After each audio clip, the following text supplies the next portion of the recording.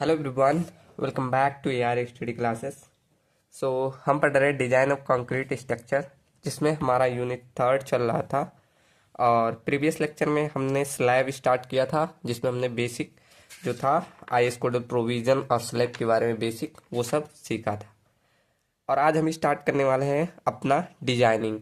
तो हमारा designing start है। अगर आप सिलेबस में देखेंगे तो पहला है designing of one way slab, उसके बाद designing of two way slab. ठीक, तो आज स्टार्ट करते हैं designing of one way slab.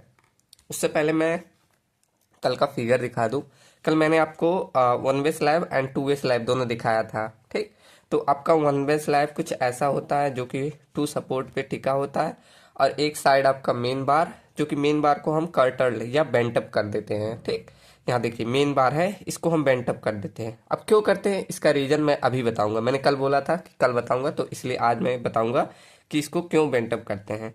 और दूसरा, इसमें क्या डिस्ट्रीब्यूशन बार प्रोवाइड करते हैं। सिमिलर ऐसे हमारा टू वे स्लैब है, जिसमें इसमें दोनों साइड पे मेन बार प्रोवाइड किया जाता है। क्यों? क्योंकि इस पे दोनों साइड पे बेंट अप आता है। ठीक, तो ये अभी जब आगे पढ़ेंगे और डिटेल में टू वे स्लैब देखेंगे। अभी हमारा टॉपिक है वन वे स्लैब। ठीक, चलो अब क्लियर करते हैं कि हम ये बार को बेंट अप क्यों करते हैं, इसका रीजन। तो चलिए, इसके लिए मैंने एक PPT बना के लाई है छोटी सी, उसके द्वारा आपको एकदम समझ में आ जाएगा। तो कुछ ये रहा वो PPT, एक सेकेंड, ये रहा। अब देखो, ये मैंने एक अच्छे से PPT थोड़ा बना के लाया, एक बीम द्वारा, यहाँ समझ में आएगा। इसे बीम मान लीजिए या स्लैब मान लीजिए। बीम में भी हम कर्टल बार प्रोवाइड करते हैं, स्लैब में भी। अब स्लैब मानना हो तो आप ऐसे पूरा बढ़ा के मान लीजिए। ठीक, आपको जो मानना है वो मानिए। चलो, तो मैं बीम मान के चल रहा हूँ। ठीक, तो चलो मैं स्लैब ही पढ़ा रहा हूँ, तो स्लैब मान के चलो। चलो, मेरा ये मान लिया एक स्लैब है। अब इस स्लैब पे मान लो मेरा यूडीएल लोड आ रहा है, कुछ ऐसे। मान लो ऐसे यूडीएल लोड आ रहा है। ठीक, ऐसे यूडीएल लोड आ रहा है। अच्छा, अब आप लोग जो जो मैं ऐसे बोलते जा रहा हूँ वो आप सोचते जाइए। अच्छा, आप बताइए, जब इस पे यूडीएल लोड आएगा तो ये कुछ अगर यहाँ से इसका न्यूट्रल एक्सिस बनाएंगे तो कैसे बेंड अप करेगा। आपने बेंडिंग मोमेंट डायग्राम जरूर बनाया होगा, तो कुछ ऐसे बेंड कर जाएगा। जैसे यूडीएल फोर्स की वजह से ये बीच में तो ऐसे बेंड कर जाएगा कि नहीं? क्लियर है। ऐसे ये हमारा जो बीम है, इतना पोर्शन ऐसे कुछ बेंड करता है। ठीक, ऐसे यहाँ पे कर जाएगा, लेकिन सपोर्ट पे ये कुछ ऐसे ऊपर ही उभरा हुआ रहेगा।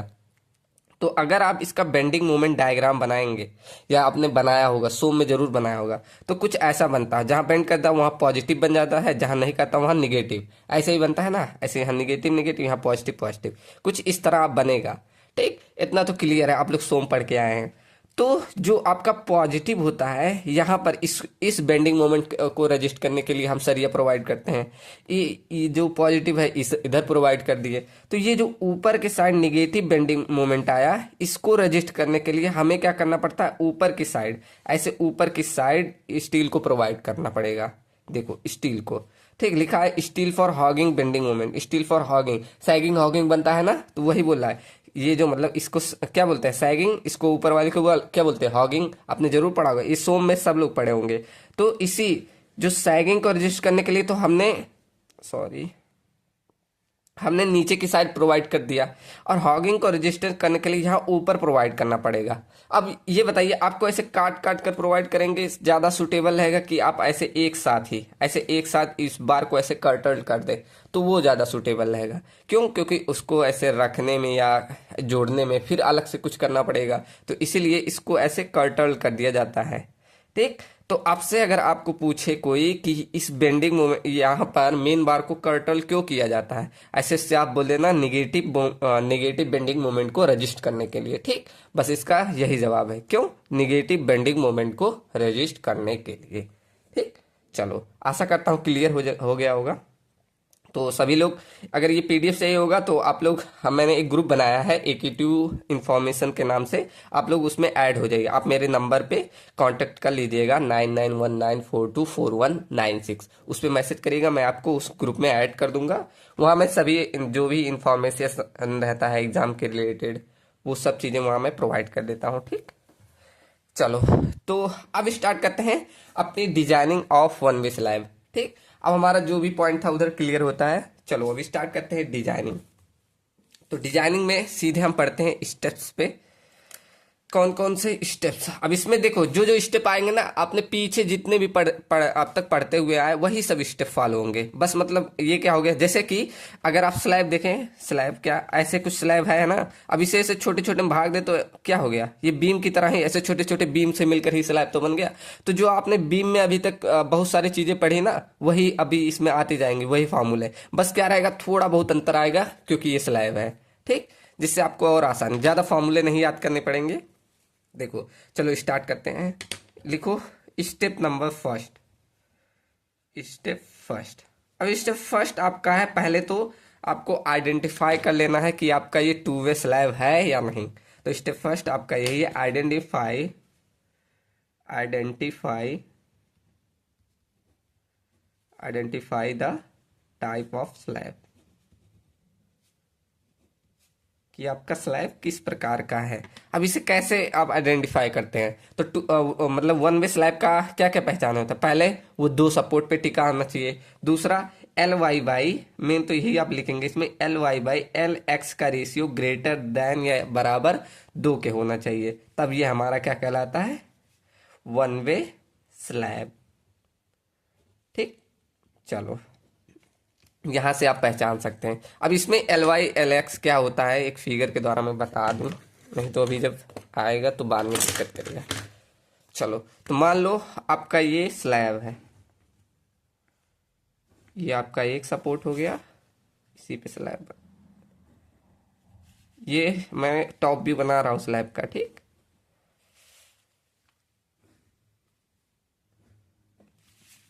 ये कुछ आपका ऐसा स्लैब है, ठीक।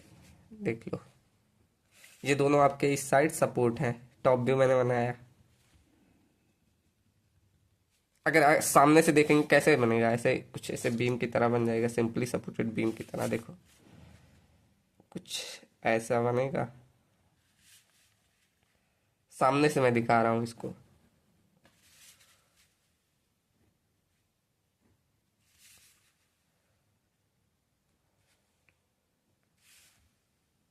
ठीक, इस स्लैब को मैंने सामने से दिखा दिया। अब इसमें कौन सी वैल्यू क्या होती है, ये अंदर से अंदर तक हमारा क्या होता है, एल एक्स होता है, और ये पूरा यहां से यहां तक हमारा क्या होता है, एल वाई होता है, ठीक। ये आपको पहचानना आना चाहिए।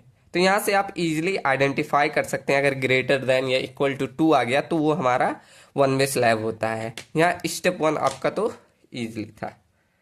अब लिखते हैं स्टेप नंबर सेकेंड।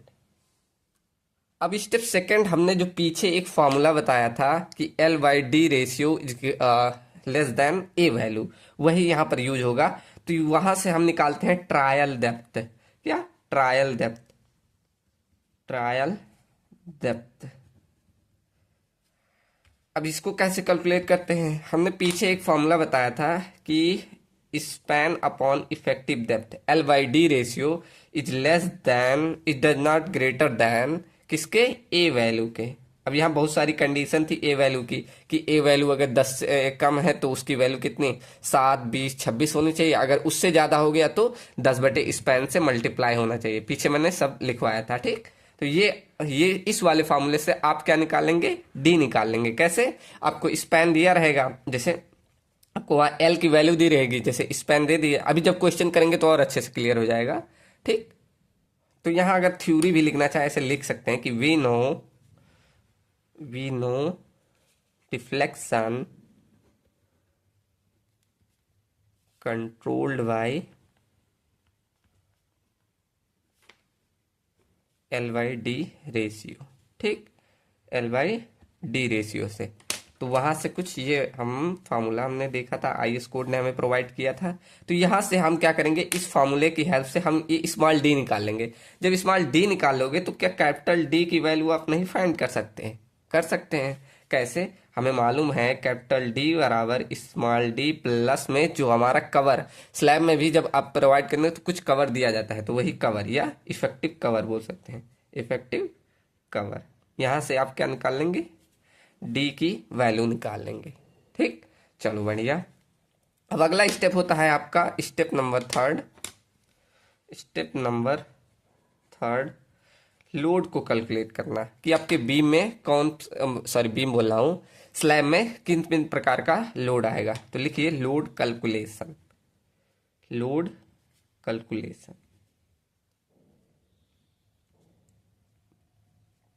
तो लास्ट में तो आपका वही फैक्टर लोड आता है। फैक्टर लोड से पहले तीन प्रकार के लोड, आपका डेड लोड आएगा, लाइव लोड आएगा, थर्ड आपका फ्लोर लोड आएगा। ठीक, तो एक एक कैलकुलेट करते हैं, जिसे बोलेंगे डेड लोड या सेल्फ वेट बोल सकते हैं, सेल्फ वेट या ब्रैकेट में डेड लोड भी बोल दीजिए। ये कैसे निकालते हैं? बीम का खुद का वेट हमने पहले भी निकाला है, उसका विड्थ इंटू डेप्थ इंटू जो उसकी यूनिट वेट होती है। आरसीसी का यूनिट वेट कितना था?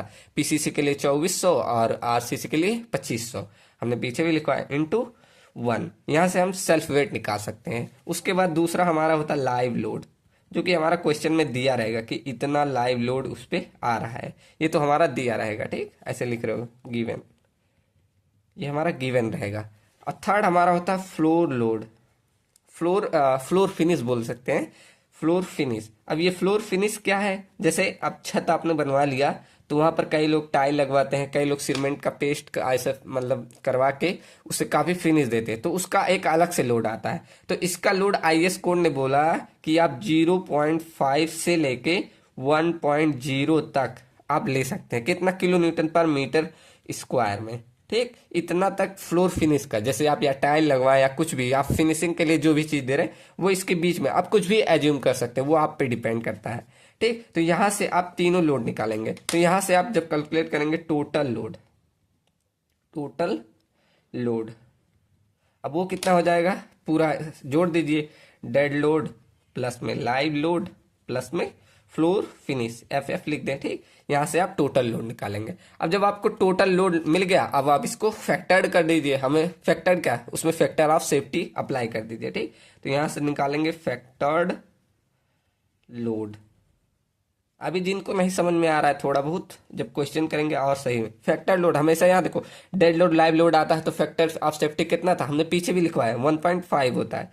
तो यहाँ से 1.5 में इन सब में मल्टीप्लाई कर दो, dead load plus live load plus floor finish, इसमें कर दो, ये आपका आ गया फैक्टर्ड लोड। ठीक, ये तो एकदम ईजी था। चलो, कठिन लग रहा है अभी तक? जो भी कोई अलग से स्टेप आया है, जितना पढ़े वही सब आ रहा है ना? चलो बढ़िया। अब बढ़ते हैं step number 4।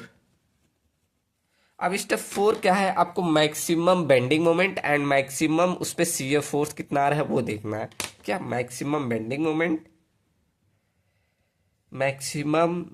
Moment and maximum shear force कितना आ रहा है वो देखना है। ठीक, चलो, तो मैक्सिमम बेंडिंग मोमेंट, अब ये कंडीशन आपकी डिपेंड करेंगी कि किस प्रकार का आपका जो ये बन रहा है, जैसे सिंपली सपोर्टेड बन रहा है या आपका कैंटिलीवर स्लैब बन रहा है, तो वो उस पर डिपेंड करता है। तो इसके आधार पे हम निकालते हैं। जैसे ये आपका अगर बन रहा है, मान लो सिंपली सपोर्टेड स्लैब, या बीम लिख दे या स्लैब बन रहा है, ऐसे आप, चलो हम क्या लिख दे? स्लैब, सिंपली सपोर्टेड स्लैब लिख दे रहे हैं। अगर ये बन रहा है तो जैसे आप सिंपली सपोर्टेड बीम का निकालते थे, वैसे ही आपको सिंपली सपोर्टेड स्लैब का भी निकालना है। कैसे? ऐसे लिख देंगे, मैक्सिमम बेंडिंग मोमेंट, पीछे निकाला हमने, कैसे निकालते थे? डब्ल्यू एल इफेक्टिव का square by 8, W into L effective का स्क्वायर बाई 8। अब डब्ल्यू मालूम है ना क्या है? यही factor load into L effective मतलब इफेक्टिव लेंथ। अभी हम आगे देखेंगे कैसे निकाला जाए। वहां से हम निकालेंगे मैक्सिमम बेंडिंग मोमेंट, क्या? डब्ल्यू एल इफेक्टिव का स्क्वायर बाई 8। ऐसे आप कैंटिलीवर का भी हमने पढ़ा था। सेकंड आप लिख लीजिए, अगर आपका कैंटिलीवर बने तब, तो कैंटिलीवर बने तो उसके लिए क्या था? डब्ल्यू एल इफेक्टिव का स्क्वायर बाई 2 पढ़ा था ना? डब्ल्यू एल इफेक्टिव का स्क्वायर बाई 2, ये हमने पीछे पढ़ रखा है ऑलरेडी। ऐसे आप अब जब जाएंगे किसमें, शियर फोर्स कैलकुलेट करने में, सेम उसके भी और भी बीम के होते कॉन्टिन्यूस, इन सब का, तो इन सब का पूछा नहीं जाता, उतना नहीं पढ़ने की जरूरत है। तो अगर आपसे अब पूछे शियर फोर्स, यहाँ से मैक्सिमम शियर फोर्स ये कैलकुलेट करना है। हालांकि इसको चाहे आप स्किप कर सकते हैं, लिखना चाहे लिख सकते हैं। तो चलो लिखते हैं मैक्सिमम शियर फोर्स। अगर ये पूछ ले तो, अगर केस दे दूं कि आपका ये कौन सा सिंपली सपोर्टेड स्लैब है, ठीक, तो उसके लिए क्या होता है? W L effective by 2, W L effective by 2। ठीक। ऐसे आपका कैंटिलीवर यहाँ पूरा लिख देना था, ये आपका मैक्सिमम शियर फोर्स है। ठीक, ये ऐसे आपका कैंटिलीवर दे दे, ये आपका कैंटिलीवर स्लैब दे दे, तब क्या होगा, तो maximum shear force equal to, यहाँ एल इफेक्टिव को हटा दीजिए, बस क्या कर दीजिए WU/2 कर दीजिए, तो यहाँ से आपका निकल जाएगा कैंटिलीवर के लिए मैक्सिमम शियर फोर्स। तो यहाँ तक हमने 4 स्टेप कवर किए हैं। इसमें स्टेप थोड़े ज़्यादा है लेकिन सब इजी है, जो पीछे आपने पढ़ा वही सब है। ठीक, अब अगला स्टेप आएगा स्टेप नंबर 5। अब स्टेप नंबर 5 को आप चाहे पहले भी लिख सकते थे, मैंने इसे यहाँ कर दिया, कोई दिक्कत नहीं इससे। आपको निकालना है यही एल इफेक्टिव, क्या आप लिख सकते हैं इफेक्टिव स्पैन, जो यहाँ एल इफेक्टिव आया ना, इसे बोलते हैं इफेक्टिव स्पैन। ये हमने पीछे भी निकालना सीखा है, वही सेम हमारा वैसे ही रहेगा इफेक्टिव स्पैन। अभी कितने लोग को ध्यान आएगा, अभी देखते हैं। तो इफेक्टिव स्पैन हमने पीछे भी निकालना सीखा है। जैसे आपका मान लो ए कंडीशन मान लो आपका सिंपली सपोर्टेड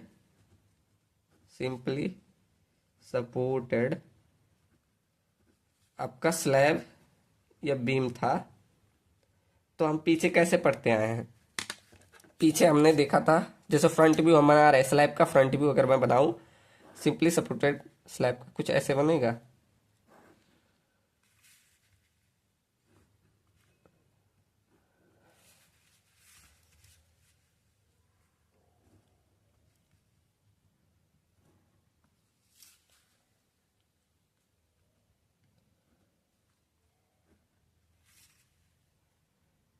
देखो मैंने यहाँ एक सिंपली सपोर्टेड बीम बनाया, बीम या स्लैब बोल लीजिए, फ्रंट व्यू स्लैब का मान लीजिए, बीम मान लीजिए उसका।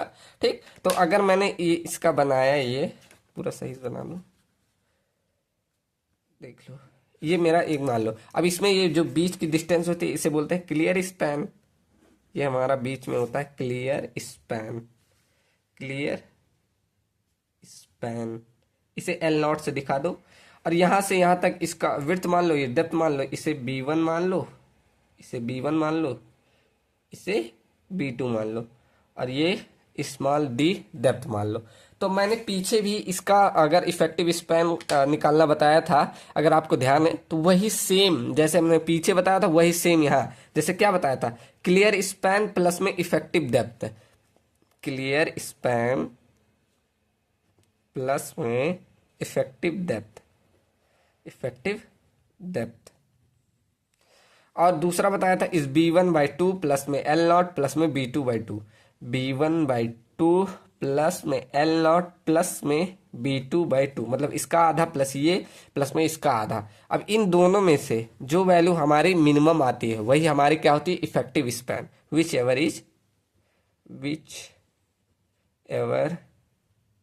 Is minimum. इन दोनों में से जो हमारा मिनिमम आएगा वही आपका क्या रहेगा, इफेक्टिव स्पैन रहेगा। ठीक, ऐसे मैंने कैंटिलीवर का भी बताया था, उसका भी निकालना सीख लो। कितने लोग को याद था कमेंट में बताइएगा, मैं देखना चाहता हूँ कितने लोग को याद था। ठीक, तो यहाँ हमारा क्या था, यहाँ से हम सिंपली सपोर्टेड का निकालनी है। ऐसे हम चाहें तो मैंने ये पीछे भी लिखवाया था, देखो ये मैंने बना दिया एक कैंटिलीवर बीम, चलो सही से नहीं बना है लेकिन बना है जैसा, ठीक है। अब यहाँ पे इसका डेप्थ मान लो D1 एंड इसका स्पैन मान लो, जो क्लियर स्पैन है इसको L0 यही बोल दे रहे हैं। ठीक, चलो, और इसकी विड्थ यहाँ B2 बोल दो, यहाँ B2 इसकी विड्थ है। तो इसके लिए L इफेक्टिव की वैल्यू कैसे निकालते थे, इफेक्टिव स्पैन की वैल्यू क्या करते थे, इस LC को प्लस में इस डेप्थ का आधा जोड़ देते थे, क्या L0, यहाँ L0 लिखा है मैंने, L0 प्लस में इसका आधा, ये D1/2, इसका आधा कर देंगे, यही आपका क्या रहता था, इफेक्टिव स्पैन। ये तो एकदम इजी था। ठीक, चलो आशा करता हूँ दोनों आपको ध्यान होगा, अभी तक कोई भी दिक्कत आपको नहीं आई होगी। चलो बढ़िया, यहाँ से आपने क्या निकाल लिया, इफेक्टिव स्पैन। इस वाले स्टेप को ना आप स्टेप आगे कर दीजिएगा, क्योंकि अगर ये इधर करेंगे तो ये वाला सॉल्व ही नहीं होगा, मैंने कराया नहीं, ध्यान नहीं आया। ठीक, तो यहाँ पहले स्टेप नंबर 3 इसको करिएगा। ठीक, चलो मैं चेंज कर दे रहा हूँ, 3 ना, हाँ नहीं, इसे फोर्थ करिएगा, इसे स्टेप नंबर फोर्थ करिएगा और इसे स्टेप नंबर फिफ्थ कर दीजिएगा। ठीक, क्योंकि आप लोग ये सॉल्व ही नहीं कर पाएंगे जब तक इफेक्टिव लेंथ निकाल ही नहीं पाएंगे। ठीक, तो इसे आगे करिएगा। मैंने यहाँ ध्यान नहीं आया तो इसलिए लास्ट में हो गया। चलो, यहाँ तक मैंने कितने 5 स्टेप कवर कर लिए। अब स्टेप नंबर चलते हैं स्टेप नंबर 6 पे। अब स्टेप नंबर 6 क्या है, हम जो ट्रायल डेप्थ निकाले हैं, यहाँ से मैंने क्या निकाला था, ट्रायल डेप्थ निकाला था स्टेप नंबर 2 में। अब इस ट्रायल डेप्थ को हमें चेक करना पड़ेगा कि हमारा ये ट्रायल डेप्थ सही है कि नहीं। ठीक, तो चेक फॉर ट्रायल डेप्थ। अब कैसे चेक करेंगे, चेक फॉर ट्रायल डेप्थ। अब कैसे चेक करेंगे, पीछे हमने जब बीम पढ़ रहे थे तो एक फॉर्मूला पढ़ा था। जब पढ़ा था क्या, limit moment of resistance MR. कैसे निकालते थे, limiting moment of resistance equal to क्या निकालते हैं, क्यू बी डी स्क्वायर निकालते हैं। यहाँ लिमिटिंग लिख दें, लिमिटिंग, तो limiting moment of resistance equal to क्या निकाल, क्यू बी डी स्क्वायर। ये फॉर्मूला निकाला था। तो यहाँ से आप डी जो होता है यहाँ से रिक्वायर्ड निकलता है, यहाँ से डी आप इधर भेजेंगे तो यहाँ से ये इधर जाएगा, इसको इधर ही रहने दो, ये डी स्क्वायर हो गया, और इसको इधर भेजेंगे तो M R upon Q B, और यहाँ से डी की वैल्यू निकलेगा अंडर रूट में M R upon Q B. ठीक, तो यहाँ से आप कुछ ऐसे निकाल, और इसको बोलेंगे डी रिक्वायर्ड। ये जितनी हमारी रिक्वायर्ड होती यहाँ से ये निकल के आती है। तो केस यहाँ क्या बनता है कि जो आपका डी रिक्वायर्ड की वैल्यू है ये मतलब ऐसा ना हो कि ये ज़्यादा आ जाए और ये वाली कम। मतलब अगर ऐसी कंडीशन आ जाए कि डी रिक्वायर्ड की जो वैल्यू है वो कम रहे और डी जो आपने प्रोवाइड किया वो ज़्यादा रहे, तो आपकी जो स्लैब है या बीम है वो आपकी सेव रहती है। तो यहाँ ओके है। लेकिन आपका जो रिक्वायर्ड है वो ज़्यादा आ गया और आपने प्रोवाइड कम कर दिया, तो वहाँ आपका सेफ नहीं है। तो आप फिर से जाएंगे इस स्टेप पे और प्रोवाइड को बढ़ाएंगे। ठीक, चलो बढ़िया, समझ में आया ना। अभी क्वेश्चन करेंगे और क्लियर होगा। तो यहाँ ये कंडीशन आपको यहाँ चेक करना पड़ेगा, जो आपने डी रिक्वायर्ड की वैल्यू निकाली वो कम है ना डी प्रोवाइडर से, मतलब डी प्रोवाइड जो यहाँ किया वो ज़्यादा है ना।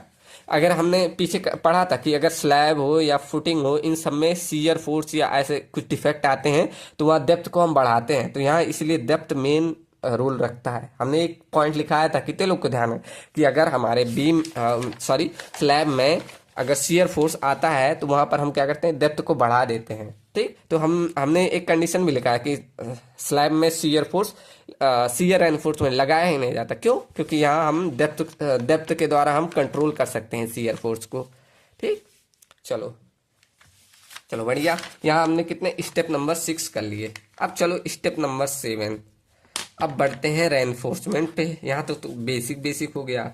अब प्रोवाइड करते हैं reinforcement. Step number 6, main reinforcement.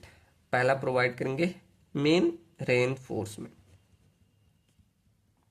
अब इसके लिए मैंने फॉर्मूला लिखवाया था पीछे ही, यूनिवर्सल फॉर्मूला जिसे मैंने बोला था, लिखवाया था पीछे जब बीम पढ़ रहे थे तब उसी में लिखवा दिया था हमने। क्या, यूनिवर्सल फॉर्मूला। अगर हमें ए एस टी फाइंड करना है तो वहाँ यहाँ पर वही फॉर्मूला आएगा।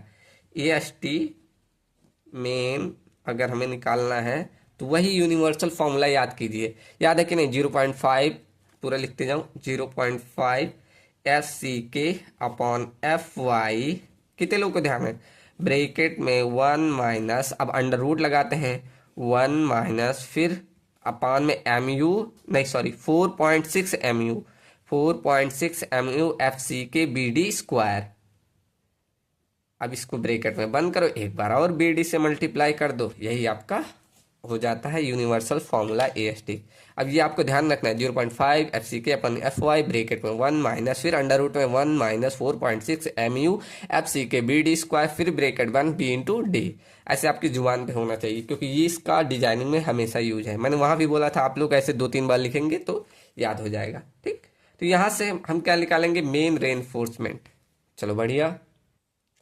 अब यहाँ तो आपने प्रोवाइड कर दिया, अब इसको चेक भी करेंगे कि हाँ ये सही है कि नहीं। जैसे आईएस कोड ने मेरे मिनिमम और मैक्सिमम दोनों प्रोवाइड करने का एक क्राइटेरिया दिया था ना कि मिनिमम जैसे दिया था कि अगर माइल्ड स्टील है तो 0.15%, आपको प्रोवाइड करना है, और अगर HYSD है तो 0.12%। ऐसे मैक्सिमम के लिए 4% ऑफ क्रॉस सेक्शन एरिया दिया था, तो वो सभी आपको यहाँ चेक करना पड़ेगा। तो लिखिए आल्सो चेक फॉर, आप यहाँ जो प्रोवाइड करेंगे इन्हीं सबको चेक करना पड़ेगा। Also check for main reinforcement according to IS 456/2000 के अकॉर्डिंग हम चेक भी करेंगे। कैसे? सब केसेस लिख दो। एक केस हमने पढ़ा था, लिखो।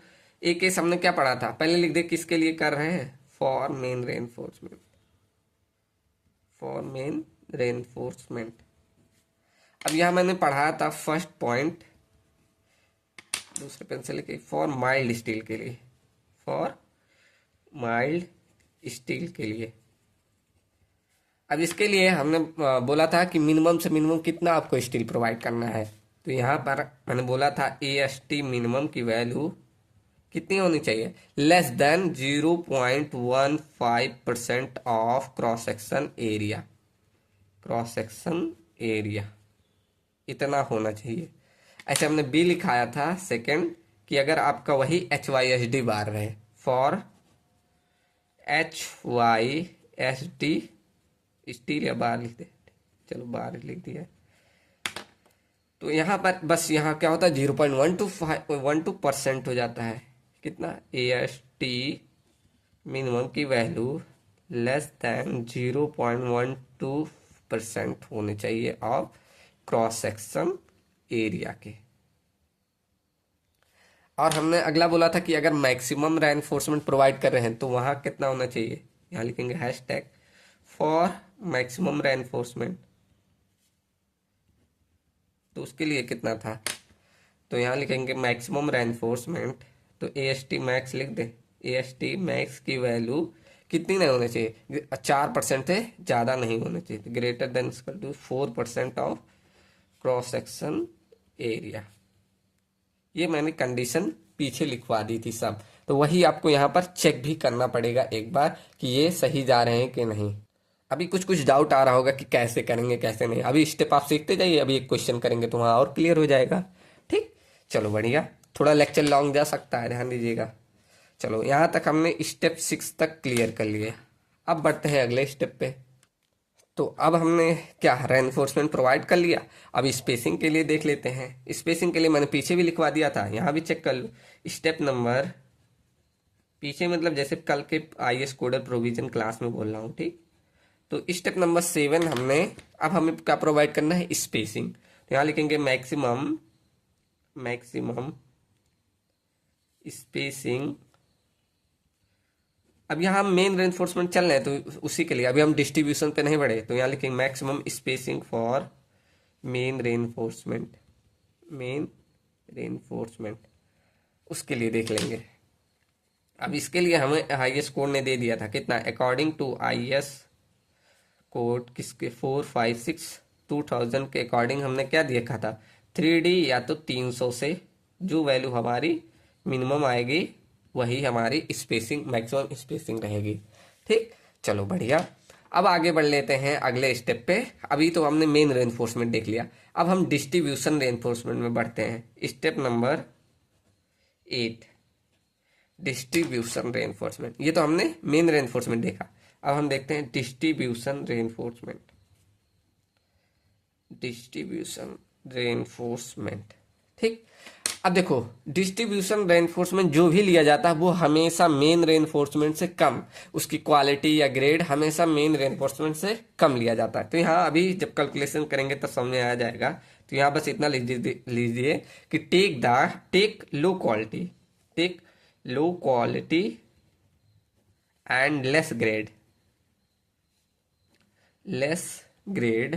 Of steel of main reinforcement.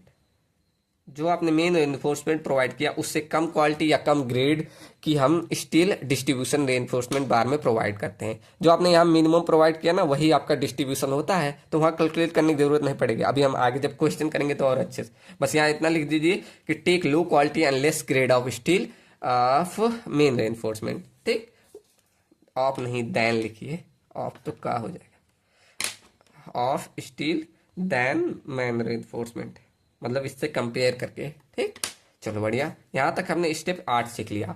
अब इसका भी हम स्पेसिंग हमने चेक किया था, तो यहाँ स्टेप नंबर 9 लिख लीजिए। स्टेप नंबर 9 क्या देखेंगे कि इसके लिए मैक्सिमम स्पेसिंग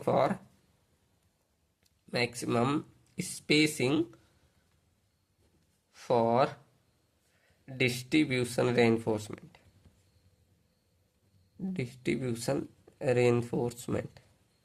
ठीक, अब इसके लिए कितना रहता है, हमने बस यहाँ 3D के स्थान पे क्या करना है ना, 5D कर देना है।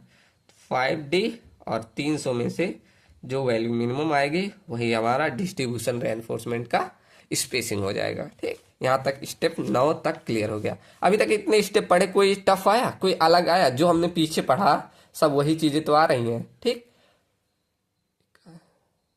चलो, तो वही चीजें आ रही है ना, तो अब तक इतना में कोई डाउट नहीं। अब बढ़ते हैं आगे। अब आगे जो हमारा है कि हमें सीयर के लिए चेक करना है। अब ये अगर स्टेप चाहे तो आप स्किप भी कर सकते हैं, लेकिन अगर आपको जैसे क्या होता है कि ज़्यादा लिखना पड़ता है तो ये भी आपको कर सकते हैं, क्योंकि इसमें ये इन्वॉल्व है। लेकिन अगर आप चाहें, अगर क्वेश्चन में नहीं पूछा है तो आप स्किप कर सकते हैं। तो यहाँ पर लिखेंगे स्टेप नंबर कौन सा है, 10th, चेक फॉर सीयर। अब जैसे हम जानते हैं स्लैब में हमारा कोई सीयर नहीं आता, अगर आता है तो हम क्या करते हैं, डेप्थ को बढ़ा देते हैं। तो वह उसी के लिए चेक करते हैं कि सीयर आ रहा है कि नहीं, तो इसलिए चेक करना पड़ता है। आप चाहें तो दिखा सकते हैं, ठीक, कर दीजिएगा तो और अच्छा रहेगा, ना करेंगे तो और भी अच्छा है। आप चाहें, जैसा आप पे डिपेंड करता है कि अगर आप ज़्यादा से ज़्यादा लिखना चाहेंगे तो लिख सकते हैं। तो यहाँ स्टेप नंबर 10 डालिएगा, check for shear. Check for shear. अब सीएस कैसे चेक करेंगे, हमें पता है दो चीजें। पहला नॉमिनल। अब सीयर हम कैसे चेक करते हैं, जैसे पीछे से चेक करते हैं वही सेम प्रोसेस है जैसे बीम में किए थे। नॉमिनल सीयर रेनफोर्समेंट हम कैसे निकालते, nominal shear reinforcement, sorry normal shear stress बोलेंगे, रेनफोर्समेंट ध्यान आ रहा है। तो यहाँ कैसे निकालते थे, इसे बोलते थे टॉ वी। ये कैसे निकालते हैं, V U upon B D, ध्यान है ना formula, V U upon B D. आपका सब रिवीजन हो जा रहा होगा। तो यहाँ ये निकालते थे। उसके बाद हम निकालते थे डिजाइन की value, design shear stress, design shear stress, जो कि हमारा होता था टॉ सी। अब ये टॉ सी डिपेंड करता था दो चीजों पे। फर्स्ट हमारा डिपेंड करता था कि ग्रेड ऑफ स्टील कितना है, दूसरा परसेंटेज ऑफ स्टील, पीटी जिसे बोलते थे। तो यहाँ पर एम डाल दीजिए, एंड सेकंड हमारा था पीटी परसेंटेज, इस पे डिपेंड करता था। इन दोनों के आधार पर हम जाते थे चार्ट में, वहां से हम निकाल लाते थे। ठीक, उससे क्या होता था आगे हमारा, अगर ये हमारी टॉ जो हमने ये टॉ सी निकाली, इसकी वैल्यू ज्यादा आ गई और ये टॉ वी से, तो अब तो हमारा क्या मान लो कि सीयर नहीं आया, तो यहाँ पर ओके है। लेकिन अगर वही हमारा उल्टा हो जाता था तो हमारा क्या होता था, वहां पर सीयर एनफोर्समेंट प्रोवाइड करना पड़ता था, ध्यान है ना। तो वहां लिख देंगे पूरा कि हमारा जो स्लैब है वो हमारा सीयर में सेफ है, लिख दीजिए क्या, hence slab is safe in shear. आपका हमेशा देखेंगे मैक्सिमम में आएगा, नहीं आएगा तो वहां डेप्थ आपने मान लीजिए, वहां हम पहले ही ट्रायल डेप्थ ले लेते हैं। ठीक, तो वहां आपका डेप्थ आपको बढ़ाना पड़ेगा। चलो अब आगे बढ़ते हैं, अगला हम देखते हैं कि हमारे बीम में डिफ्लेक्शन आ रहा है कि नहीं। Step number 11, check for deflection.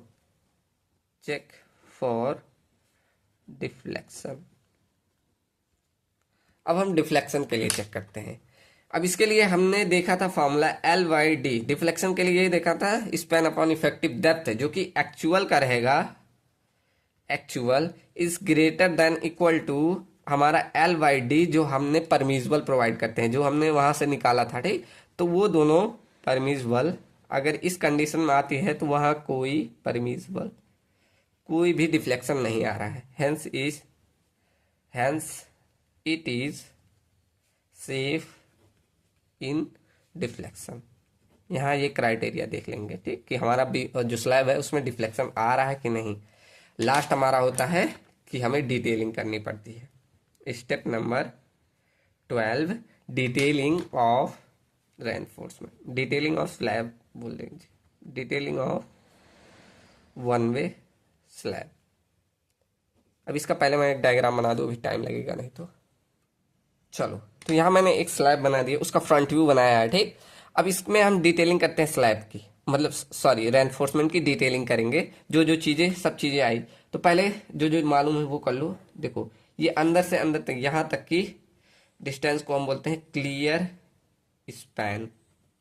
यहाँ तक की डिस्टेंस को हम क्लियर स्पैन, ठीक, ये बोलते हैं। और यहाँ से इसके सेंटर से सेंटर तक की जो डिस्टेंस हमने लेते थे उसको बोलते थे एल इफेक्टिव। सब चीज़ें आप डिटेलिंग में, सब चीज़ जो जो मालूम है वो दिखा सकते हैं। इसको बोलते हैं क्या, इसको बोलेंगे एल इफेक्टिव, एल इफेक्टिव। अब प्रोवाइड करते हैं क्या, अपना मेन रेनफोर्समेंट। तो मेन रेनफोर्समेंट क्या करते थे, हम कर्टर्ड कर देते थे, ऐसे प्रोवाइड करते थे। उसके बाद बीच में क्या करते थे, यहाँ ज़्यादा ही पहले मोड़ दिया, ऐसे मान लो यहाँ से ऐसे पहले मेन ऐसे यहाँ से मोड़ देते थे बीच में ही, कुछ ऐसे करके बीच में कर्टर्ड बार प्रोवाइड कर देते थे, ठीक। और ये नीचे मान लो हमने मेन रेनफोर्समेंट, ये आगे की तरफ ऐसे, ये दूसरी साइड पे ये मेन रेनफोर्समेंट प्रोवाइड कर देते थे, ठीक। तो कुछ ऐसे आपको डिटेलिंग कर देने हैं। अब ऐसे इस पे दिखा दो,